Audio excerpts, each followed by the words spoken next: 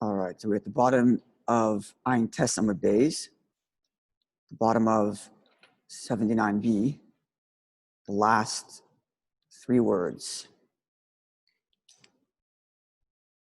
And we are discussing measurements in the Torah. We started with the measurements related to our subject, which is the minimum amount one needs to eat to be liable for eating on Yom Kippur. That is Kaiseves Agasa, the large date, the size of a large date. And that we said yesterday, we established, is a little bit smaller than the size of an egg, but bigger than the size of an olive. Those are the three measurements we established yesterday. So considering that we did this comparative analysis between the various different types of measurements in the Torah, the Gemara is now going to talk a little bit about that, a little bit about these measurements in Torah. And it says as follows. Tanya, we learned, the bottom of Ayin Tes Amud Beis 79b, Rabbi taught, now top of page, Pei Amud Aleph 80a. Kol hashiyurim kulan, all of the measurements that Torah talks about, chutz, with the exception of mitumas oichlin, with the exception of food that contracts impurity. There's a certain minimum amount that there's a certain minimum size the food has to be in order for it to be capable of contracting impurity. That is the size of an egg. Sheshina HaKosav, where there, the Torah changed the language, b'mashman, in its implication. Shinu Chacham b'shiron, and therefore the sages changed the amount. Namely, the Torah did not simply say, and any food which will contract impurity. Had that been the case, then we would leave it at the universal standard, which is the size of a kibetza. As he says, kulashur b'kazayas, everything's the size of an olive. Considering that the Torah changed the language and said, kol oichel asher yechel, any food that shall be eaten then contracts impurity. Because the Torah changed the language, therefore the sages also changed the measurement. Because the language has changed, so it's coming to teach you something. And thus we have to look at the language and say, what does it teach me about this food? And that the Torah changed the way it described it. And the sages came to the conclusion that it's a little bit bigger than the rest of food. Had the Torah said any food, then food is an olive. But since the Torah said food that shall be eaten, make it a little bigger, the size of an egg. And the Gemara is going to explain why soon, how that change in language helps us understand that. And then the Gemara says, like Rabbi says as follows, a proof to this idea that when the Torah changes its language, it changes the way we understand the size of the food, is Yom Kippur. Yom Kippur is the proof. What is the change in language that the Torah says about Yom Kippur that makes us understand it's a different size? The Torah says, you shall not, and one who does not inflict upon himself, one who does not inflict pain upon himself on Yom Kippur will have been in violation of Yom Kippur. And the verse goes on to say it gets kares, right? He called it yeah,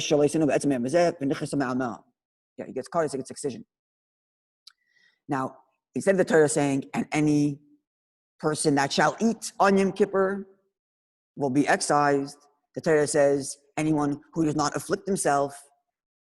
That's a change in language. Even though we're talking about someone who eats, but the way in which Torah describes the one who eats is not as someone who ate, which is the simple language. Rather, the Torah says, as one who didn't afflict himself. So therefore, that teaches us that the level and the amount of eating isn't regular eating. It's the kind of eating that would take away affliction. And that's how we came to the conclusion yesterday. It's a little bit bigger than an olive. As an olive is a substantial eating, but it's not enough to take off the edge of my hunger. Because the Torah says, and because the Torah says, one who does not deny himself, thus that means his eating was enough to have taken away his denying himself. And therefore, because the Torah changed the language, and therefore we changed the amount. As he says, and what is the amount that the Torah changed? Because I said this, that it's like the size of a date rather than the size of an egg, an olive, which is the universal standard. Okay, so what we have here is as follows. Rabbi makes a statement about the general size of eating in Torah, size of an olive, and then says there are two exceptions. The size of food that can contract impurity is the size of an egg, which is much bigger than an olive. Right? And the change in language there is, instead of the Torah saying food, the Torah says food that shall be eaten, or food that is capable of being eaten. And because the Torah adds that, we change the size of the food. And the same thing with the other exception is Yom Kippur, which is the amount of a date, size of a large date, and it's changed because the Torah does not say one who eats on Yom Kippur is in violation. Rather, the Torah says one who doesn't inflict himself is in violation. So change in language. But the way Rabbi phrased this was that the change in language in Yom Kippur is a raya, is a proof to the fact that the change of language in Tumah is significant. That's the way he says it. First he says the change in language by Tumah, by impurity. And then he says, what's a proof that the change in language is significant? See Yom Kippur. And now Gemara is going to ask, why is Yom Kippur a proof to the change in language of impurity? They're both equally a change in language. So why is one more a proof than the other? They're both a change in language. You follow? Says the Gemara, no. The Ima Hasam, if there were only to be, if Yom Kippur didn't have a change in language, and the only change in language was the change in language with respect to impurity, I would say, Orcha Dekrahu. This is the ordinary way of speaking. Food that shall be eaten. It's not such a wild change. It's a very subtle change. And therefore, had that been the only change, I would have left it be and say it's the size of an olive. But because when it comes to Yom Kippur, there's a much more extreme change, where it doesn't even describe you as eating. It says one who hasn't inflicted pain upon himself. So because when it comes to Yom Kippur, there's such a drastic change, that tells me, hey, you know something? Whenever the Torah makes a change, it means that there's a change in size. So even the subtle change of Tumah is also significant. But had I only had the change of Tumah, I would say it's too subtle to mean anything. Following? Only because of the extreme change of Yom Kippur, now I can apply that rule to the subtle change of Tumah. Clear? Now the Gemara is going to ask, is going to tell us about the change in language of impurity. The change in language of Yom Kippur we know about. We spent the last page and a half talking about how and why eating the amount required to be liable for eating Yom Kippur is a date rather than the Samamal olive. Right? We went through a bunch of different iterations of the proof, and the bottom line proof was because we're requiring more than just satisfaction, we're requiring taking the edge off. Right? So that's clear. Now, what's this issue with impurity? What's the verse stay there, and why am I saying it's the size of an egg? So let's see. I already mentioned before the basic of it, but let's see the more detailed analysis. Tumas oichlin, the size of food, the size food needs to be in order to contract impurity is kabeitz is the size of an egg. Minalan, how do we know this? So Amar Rabbi said Rabbi Lezer. The Amar Kra for the verse stated, Mikol ha'oichel asher ye'ochel. Any food that shall be eaten, and it became in contact with water and a bunch of other conditions, then it could contract impurity. But for our purposes, we're looking at the issue of the size of the food, and the words the verse used to describe the size of the food is oichel asher ye'ochel, food that is eaten. So why the double expression, this change in language, instead of just saying any food? Why food that shall be eaten? So explains the Gemara as this. This is what Rabbi, son of Rabbi Lezer says. When the name of Rabbi Lezer says. Oichel haba machmas oichel. The verse says any food that shall be eaten can also read as any food that shall be begotten of food. Oichel asher ye'ochel. Food that is of food. Right? I translate the word oichel as eat, but you can also translate the word oichel as food. If that's the case, then oichel asher ye'ochel would be food that is begot of food. So what is a food that's begot of food? Right? It says, food that comes as a result of other food. What would that be? What kind of food is begotten of other food? Beitza. Beitza tarnagolas.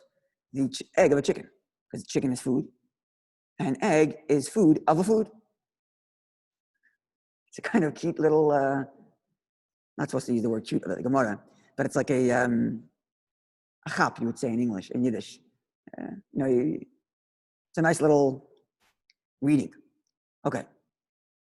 The Gemara challenges and says, 1 second. An egg is not the only food that's begotten of other food. The emagdi. Maybe it's a small little calf. A small calf is also begotten of food. The mother's also food. Right? So why an egg? Maybe the amount of Maybe the size of the food that's required to be eaten, the size of the food is required to be in order to be able to contract impurity is only the size of a small goat, because it's also food that came from other food. Exactly. That's what the Gemara is saying. Anything that reproduces is a food that came from food. So why go with it? Go with the largest one. Go with a baby calf. Or a baby kid is actually gedi, not a baby calf. Gedi, it's a baby kid. Not a human kid. Kid as in like a sheep. Right? So says the Gemara, no, that can't be the case. Why?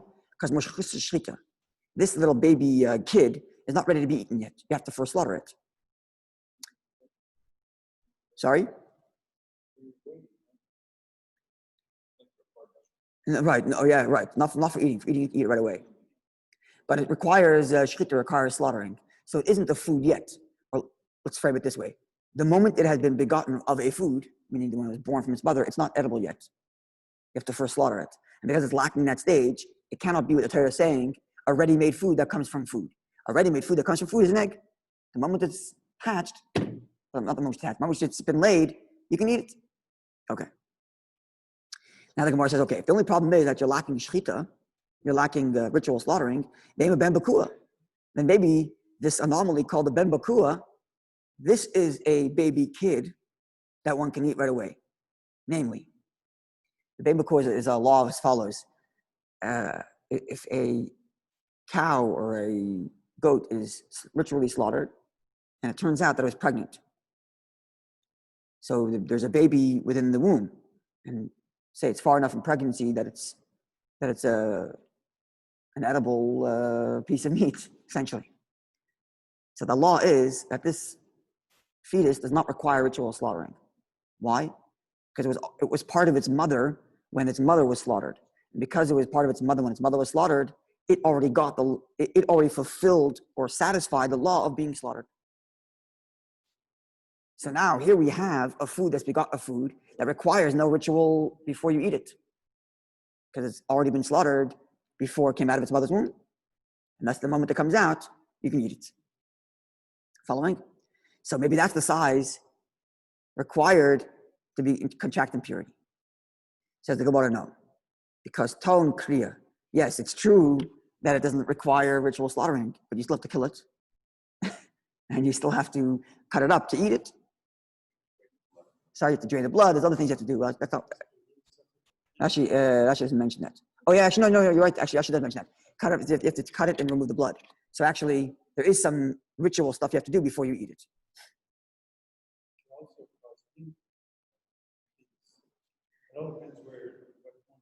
Yeah, so it's a complicated set of laws, but this is the general rule.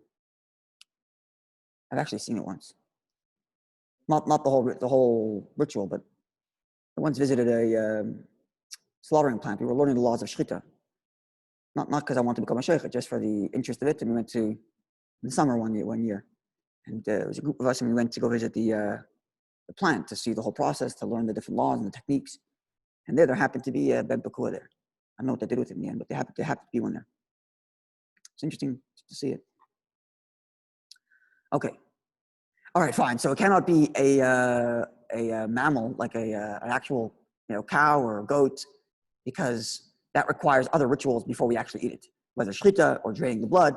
So that can't be the case. So when the Torah says a food that was begotten of other food, it's got to be much more simpler. And therefore an egg is a much more simpler size. It's an egg, which is a food that came from the chicken. What? I'm sorry?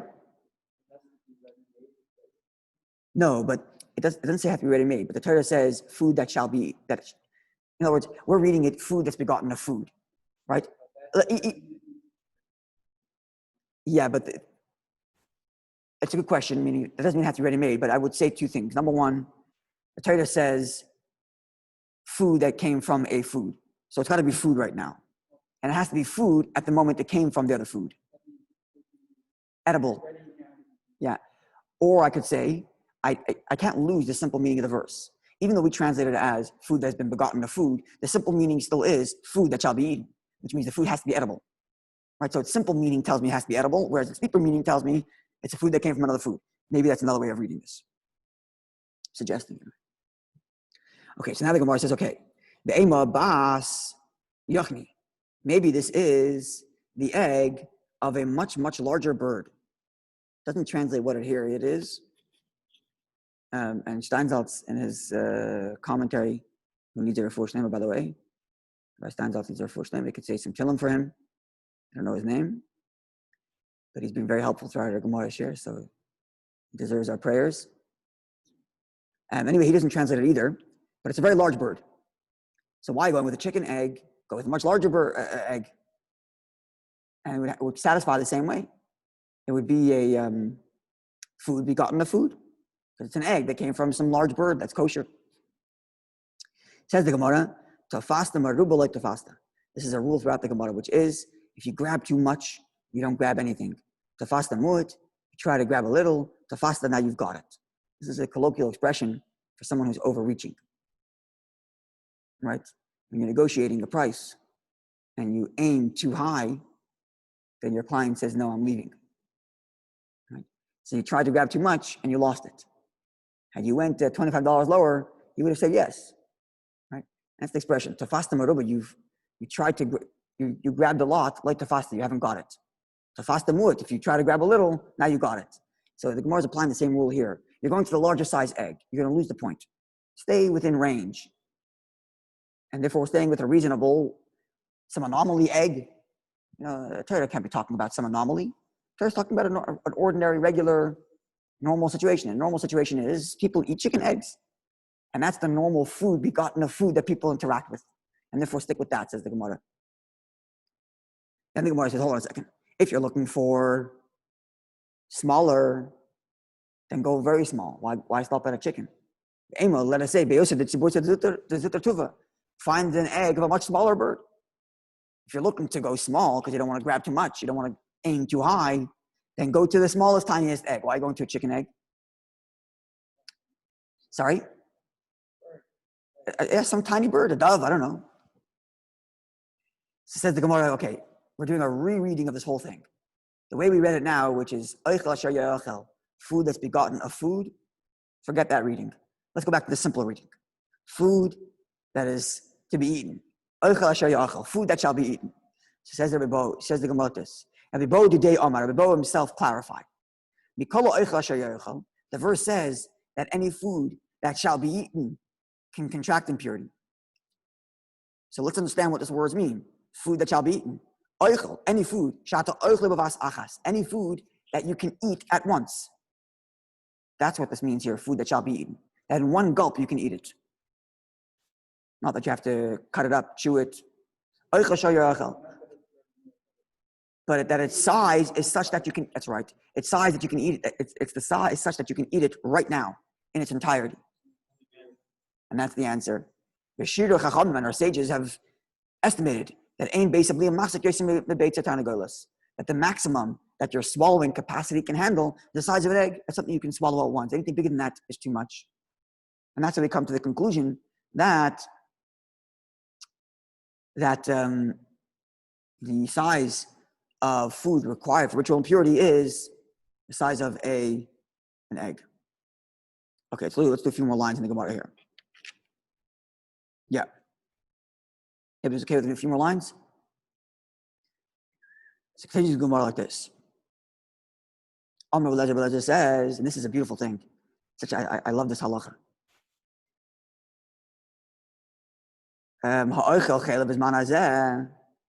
Someone who eats, it's just I find it interesting. Someone who eats forbidden fat nowadays. Now, the truth is, I don't know why it's applied only to forbidden fat. It would seem to be it should apply to any food or any food violation for which you have to bring an offering in the temple. It would seem that it would apply to anything. I don't know why only chaylev. Is that so? Chametz on Pesach. There are other examples. Sorry? Yeah, maybe. Anyway, she says like this: any food, anybody who eats chaylev, anyone who eats forbidden fat, is manazah nowadays. He has to write down the amount he ate. Write it down. Why? Shema, perhaps. Yove Bezdin Acher. Perhaps another Bezdin will come. The Yarbe B'Shiurim, and it will increase the minimum size. And then you'll be liable to bring the carbon. 1 second, let's learn. In other words, like this, let's just say it like this. I ate a certain amount of fat, and maybe at the moment I'm not liable. Because the law right now is that doesn't require, that amount of fat that I ate doesn't require me to bring a carbon. But then another Bezdin comes around, they reassess the situation, and they come to the conclusion that the amount you ate 5 years ago does require a carbon. And you have to be ready for that, says Rabbi Elazar. Right, Rabbi Elazar? Yeah, Rabbi Elazar. And then they'll bring your carbon. Because now the law is such that what you ate then is liable for a carbon. So the Gemara now wants to know what hypothetical change happened here that would make you go from not liable to liable. That's what the Gemara is about to ask. So my Rabbi Shira, what does this mean that this later hypothetical Bestin changed the size, thus requiring you to bring a carbon now? What change did they make? If you're going to tell me that they went smaller, and initially, like the law is right now, in order to be liable, you have to eat the size of an olive. So what would you have eaten that right now you're not liable for a carbon? Something less than an olive. Which means, hypothetically, this later Bethtin changed the size and says, oh, the olive now is smaller. And then now, since the olive is smaller, the olive you ate 3 years ago is now in violation and you have to bring a carbon. The Gemara is asking, that seems to be the hypothetical. Because otherwise, how would we go from a point where what you ate is not liable to a point where you're a change in law, now what you ate is liable? The only possibility is if they lower the standard. Clear? So it says about this. But V'hatanya, this can't be the case because we learned,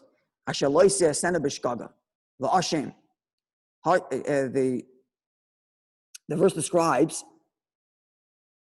someone who ate something without knowledge, and V'ashem, he's held culpable because he made this mistake, and he's got to bring the offering for someone who made a mistake and ate something when they wasn't supposed to. Now we derive from this that Hashem midiyasem bevi carbon ashkagasa. The only time you bring a carbon for your accident is if you later rescinded from that mistake. Meaning to say, you discovered later that what you did was incorrect. Now that you discovered later what you did is incorrect, you bring your offering. But if he didn't, change from his original knowledge, meaning he still doesn't realize the mistake he has done yet, right? Ein maybe carbon he does not bring a carbon for his mistake because he hasn't yet changed his information with regard to what he did. He's still in denial, as it were, not in denial, but in the state of a mistake. What? That's right. He's still unaware. Now, what that means is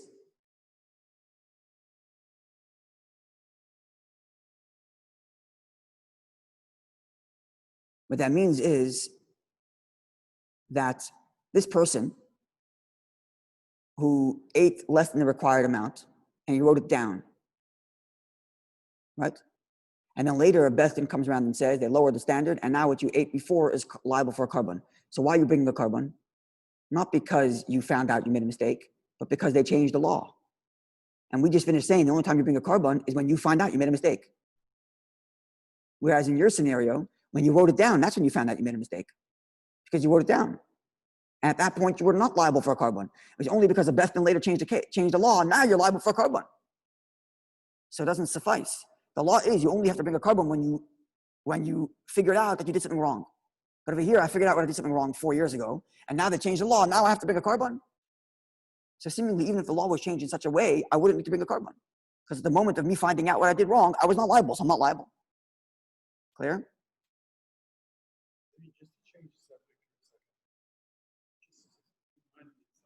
Yeah. The butcher sells you a human butcher.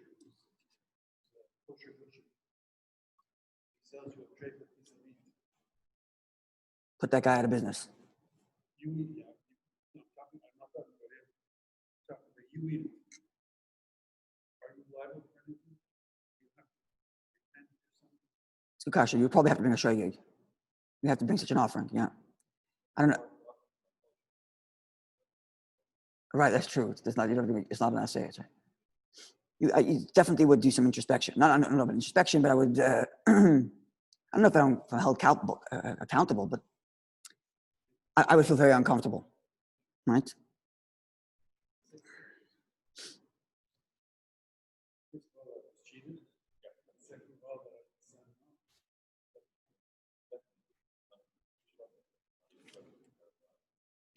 Sorry?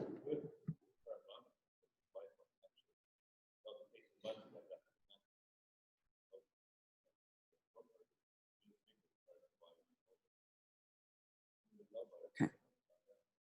So it says like this. It says the Gemara, rather, this is the scenario. So it cannot be that the hypothetical change that comes from the later Beth Din is that they lowered the bar.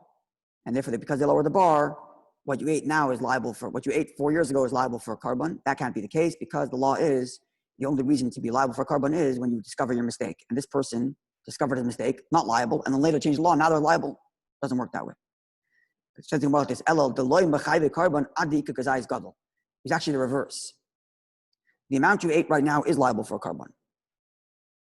Is liable. You ate the amount of an olive. But in some future date, between now and when the temple is built, the Beth Din come along and says, what you ate is not liable. You need to eat more. Now, you don't have to bring a carbon anymore. So what you ate then wasn't the right amount. And therefore, says Rashi, when you write down how much you ate, you shouldn't write down, I ate the right amount and therefore I'm liable. You should say, I wrote X amount. I'll find out later if I'm actually liable. When the Beth Din arrives in the temple and says the actual amount, I'll find out. Does the amount I ate require me to bring a carbon or not? That's why I love this law. It's like people being nowadays, we're worried about what's going to be when Mashiach comes and how many carbonos I'm going to have to bring. Do I have to bring a carbon up and a carbon? I don't know if this is actual law in the Code of Jewish Laws. I don't think it is, but it's still a beautiful idea. The person is living today on a halachic level, worried about, do I have to bring a carbon when Mashiach comes or not? If he's going to write down, I ate X amount of fat, there was so many ounces, I didn't realize what it was. And then when Mashiach comes, I'll consult with the Beth Din. Here's how much I ate. Do I have to bring the carbon or not? And they'll tell me, okay, well, we decided the law, the amount is this much, the amount is that much, whatever it is. And that's really what Rabbi Lezer is telling us.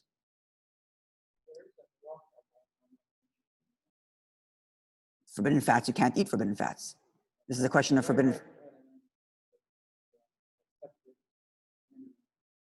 For what are for liability. Yeah, there is a standard, the size of an olive, right? But it's possible that when Mashiach comes, they're going to reevaluate and say it's a little bigger than what we thought till now. And therefore, what you ate, you're not required to bring a carbon. And therefore, Rabbi Lezer says, keep a record. Without stating what you're obligated, just keep a record of how much you ate. And then you'll find out when the temple's here, whether what you ate qualifies for carbon. It's such a beautiful union.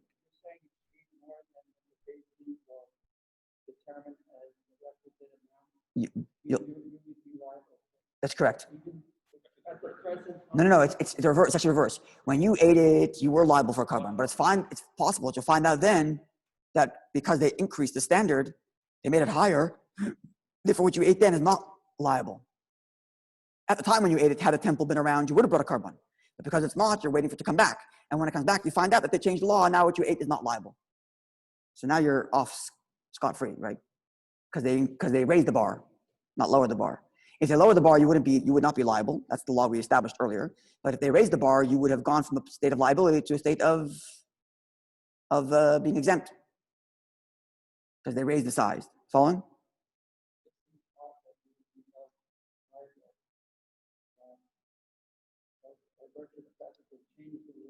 No, you're not. Not held liable. Only exemption. It only works for exemption.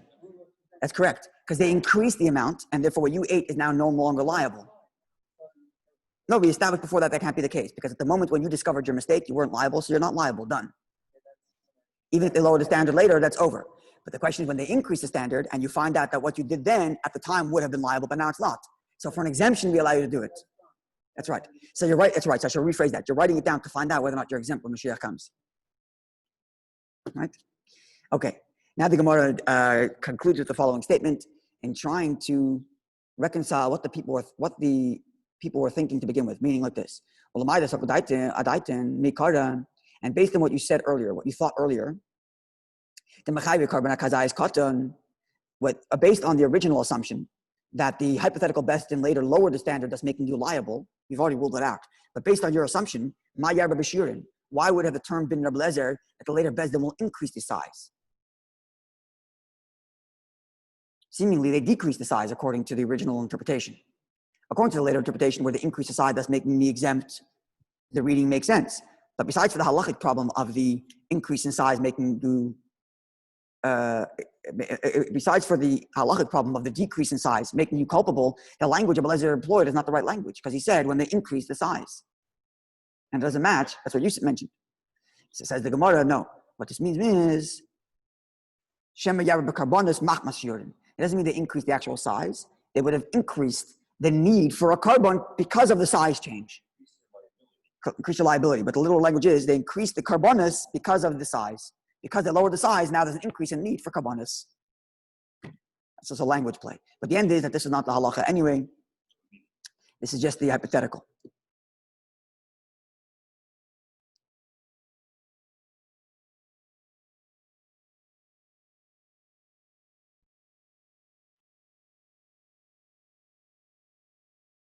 Okay, so let's do a few more lines just because it concludes the subject of the sizes of liability. Amar Bechon says, "Shi'urim shel einshin." All measurements with respect to culpability. Halacha l'Moshe Sinai. All of these measurements we have them by tradition passed down from Moshe Rabbeinu, who received it from God at Sinai. And Tanya Namahachi, this is Rabbi Yochanan speaking, who's an early stage of the Gemara era. But the Gemara now cites a Mishnaic H text which supports this, which says again, "Shi'urim shel einshin." The measures. What did I skip?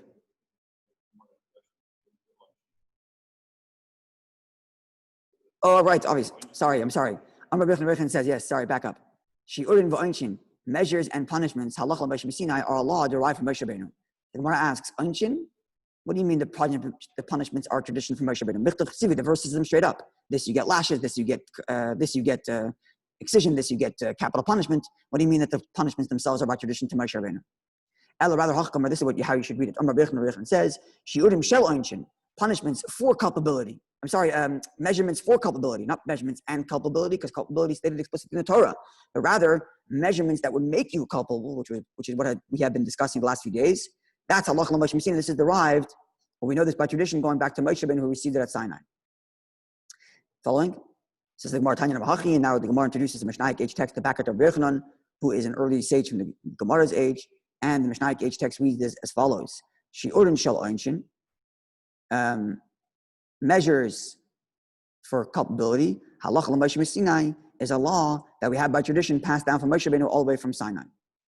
Now, there are others who say, Bezdinoi shel Yavitz tuknum. The Bezdin of Yavitz established them, which is much later in the prophets. Right? Do you know when Yavitz lived, Rabbi Gimple? It's Osniel ben Kenaz. It's early in the prophets. And the Shoftim before prophets, actually. That's right, it's the Shoftim. So it's early, it's sometime after Yeshua. So others say that it doesn't come from Moshe Rabbeinu, it comes from this Bezdin of Yavitz. The Gemara asks, well, but how is that possible?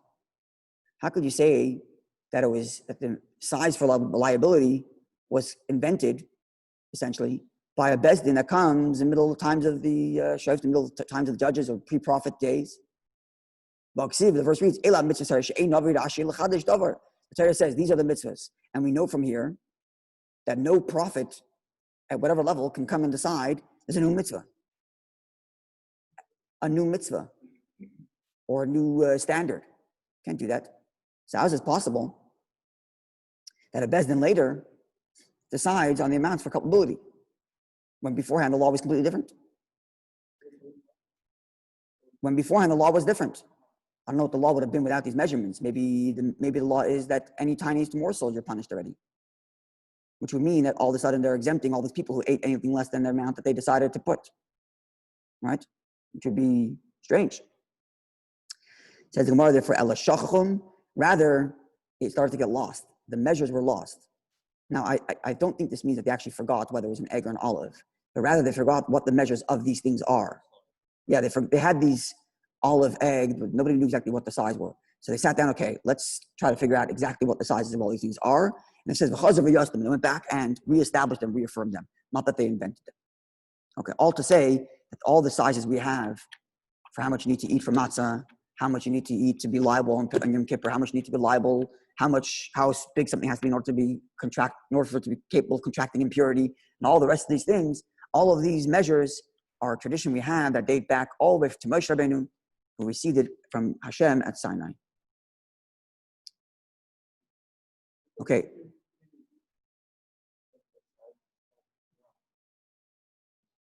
Nowadays, there's slight variation. Sorry? Yeah, they had this. But the truth is actually the fact that they actually decided to go with measures based on foods rather than saying how many ounces was actually brilliant, if you think about it. Because had they said a certain measure, even if they would go by volume, as soon as that unit of volume becomes obsolete, we don't know what the size is anymore. But when they tell you an egg, there's always going to be eggs. So at least we have some range of where it belongs. In other words, had they said, let's say using today, they said 70 mil. Who's to say that in 1,000 years from now, a mil is even going to be a relevant measure? And who's to say we even know what it is? But if we say an olive, okay, olives will always be. So even if you're off by a little bit here, a little bit there, you're in range. That's why it would seem to me they went with, that's why it would seem to me they went with actual units of measure, even when it comes to when the Torah says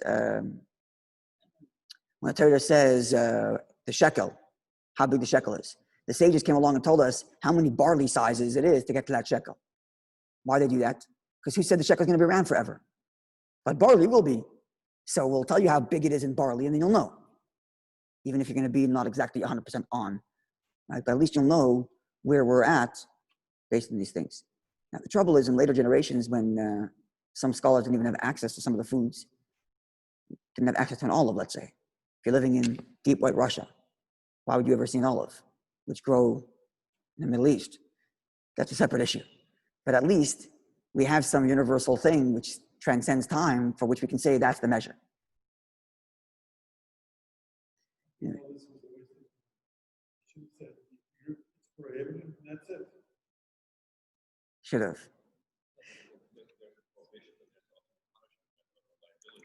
No, it's actually meant for your benefit. The Torah doesn't want to punish.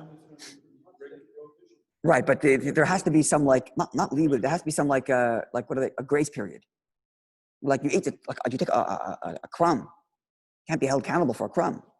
You have to have done something when give you lashes because you ate a crumb. You've eaten something. Okay, now we can say you did something. Anything that's in legal terms has to have like a measure, right? Otherwise, it doesn't exist in a legal term. It's hypothetical. You ate a tiny little crumb. It's like it's too little. A piece of dust went into your mouth. It's got to have some. It has to have some substance of which we can say this is the violation you did. That's kind of where these things come from. Yeah, something like that. Alan likes it simpler. All right, a wonderful day and a good Ner Shabbos.